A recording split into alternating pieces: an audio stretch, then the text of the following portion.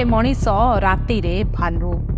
दिन रे मनीष होई मु मनीष मानक संगरे सांग हुए मनीष समाज रे बसे आ ठीक संध्या हेले मु पालटी जाए भालू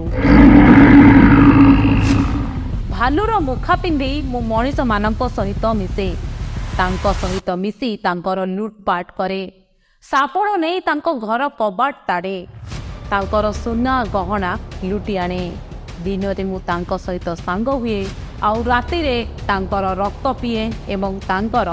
सुना गहना एवं पैसा लुटी आने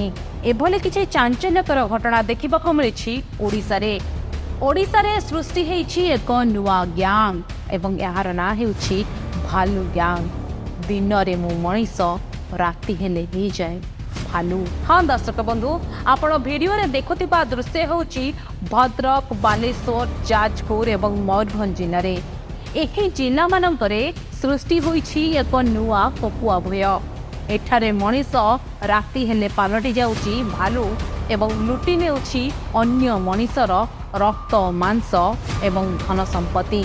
एही ग्यांग मानक धरिबाको पुलिस बिछाइथिला एक जाल आउ शेषरे सेही जाल रे धरा देइछंती एही ग्यांग माने